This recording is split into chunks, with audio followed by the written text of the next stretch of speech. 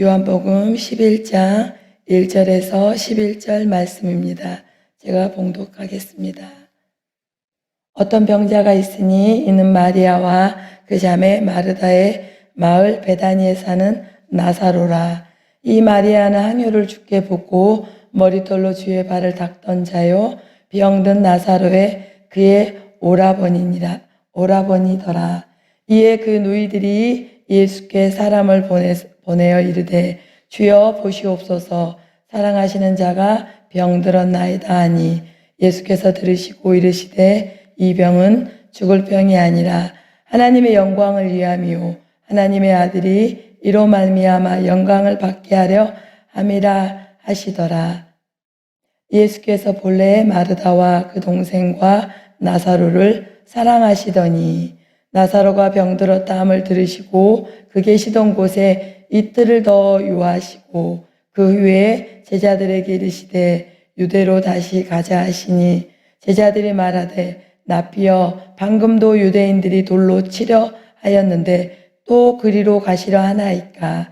예수께서 대답하시되 낮이 12시간이 아니나 사람이 낮에 다니면 이 세상의 빛을 봄으로 실족하지 아니하고 밤에 다니면 빛이 그 사람 안에 없는 고로 실족하느니라. 이 말씀을 하신 후에 또 이르시되 우리 친구 나사로가 잠들었도다. 그러나 내가 깨우러 가노라. 아멘.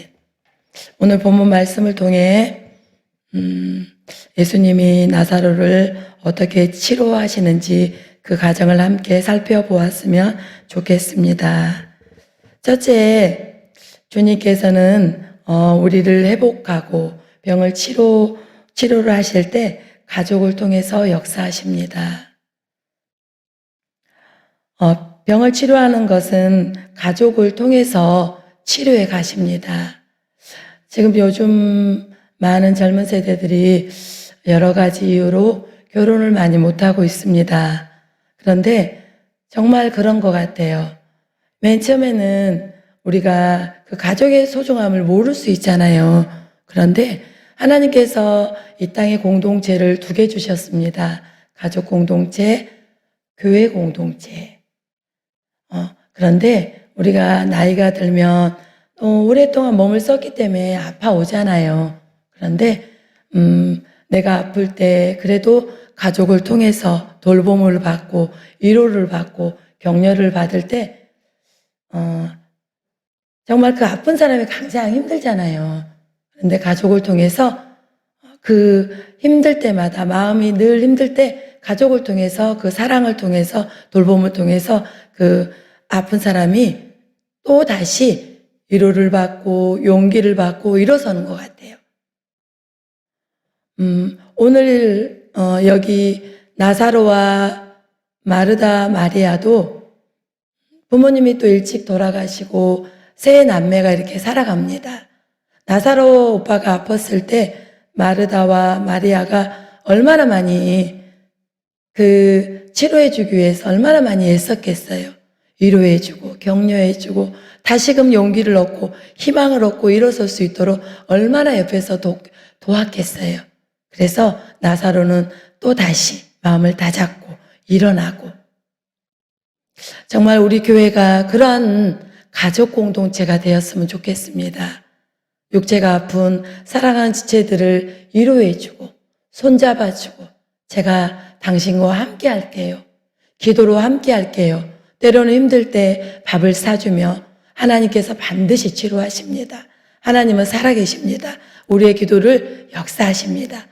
이렇게 서로 가족 공동체가, 교회 공동체가 이렇게 격려하고 희망을 심어주고 소망을 심어주고 믿음을 심어주고 용기를 심어줄 때 교회 공동체를 통해서 많은 영혼들이 치료되고 회복될 것입니다. 우리 교회가 그런 공동체가 될 거라고 저는 확신합니다. 두 번째로, 주님께서는 오늘 보니까 주님이 마르다와 마리아가 사람을 보냅니다. 나사로가 지금 병들었습니다. 예수님, 빨리 저희 집에 오셔서 치료해 달라고. 그런데 예수님이 이틀이나 더 지체하시고 오십니다. 말씀을 보니까요, 예수님께서 이틀이나 시간을 더 지체하고 오시거든요. 이것을 볼 때 하나님의 때가 있다는 거예요. 우리의 기도의 응답도 하나님의 때가 있고요. 하나님의 시간표가 있어요. 그리고 우리의 질병도 하나님의 때에 정확히 치료하셔요. 그래서 우리가 때로는 내 문제가 지금 응답이 되지 않아도 실망하지 마세요. 낙심하지 마세요. 하나님은 가장 좋은 때에 응답하셔서 영광을 나타내시려고 그러시는 거예요. 가장 좋은 때에 나를 치료하셔서 영광을 드러내시기 위해서 그러십니다. 주님은 나사로가요, 예수님이 이틀 후에 오셨거든요. 예수님이 오셨을 때는 이미 나사로가 죽었어요. 하루, 이틀, 3일, 4일이 되어서 나사로가 3일 정도 되면 이제 썩어가잖아요. 썩은 냄새가 날 정도로 예수님 오시지 않았어요. 왜? 인간의 방법이 다 죽었을 때, 이제는 더 이상 쓸 수 없는 거잖아요. 죽음. 이제 더 이상 인간의 방법이 사용되지 않을 때 나사로의 집에 오셔서 죽은 나사로를 살리십니다. 너무 놀라운 것은 죽은 나사로를 살렸을 때 많은 사람들이 살아난 나사로를 보면서 예수를 믿게 되었다는 거예요.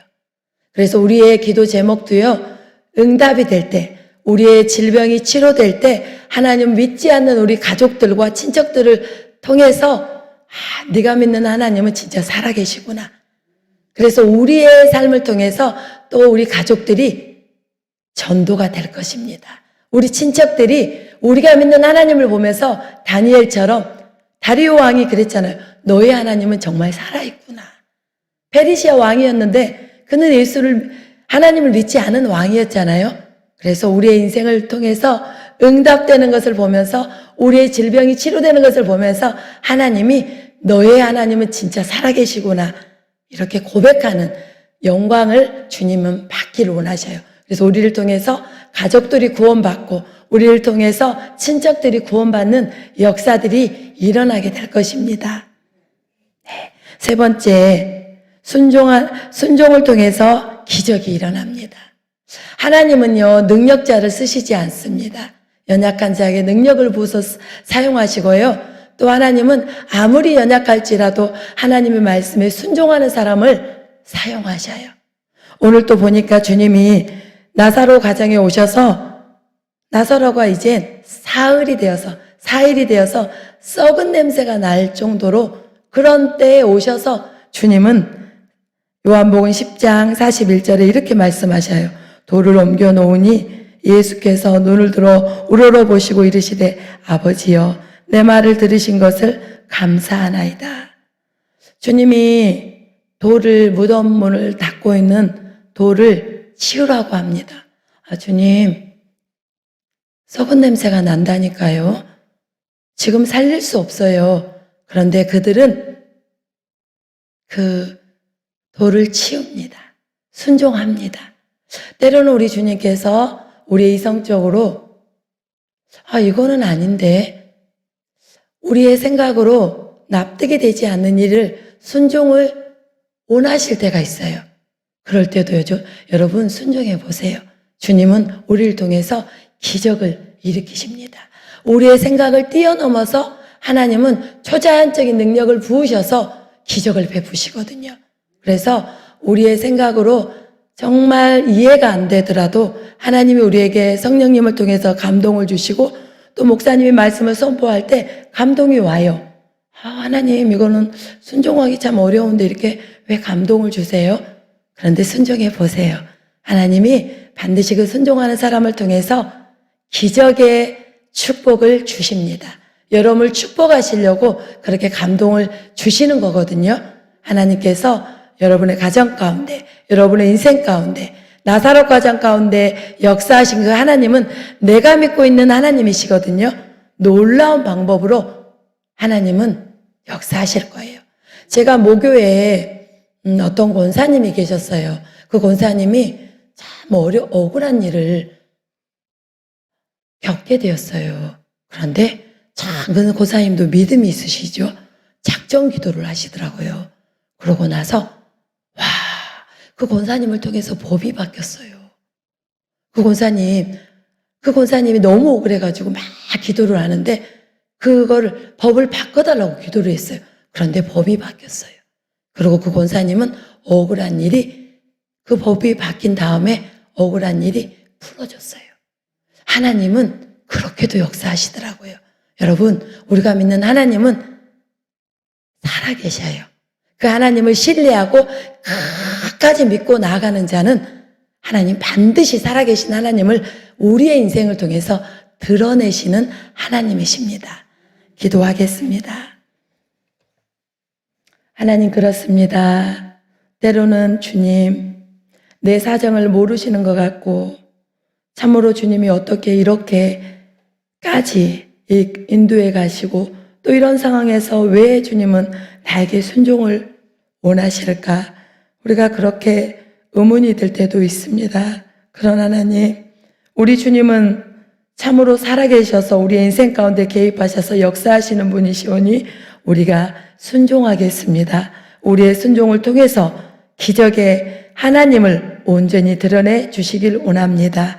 예수님의 이름으로 기도드렸습니다. 아멘.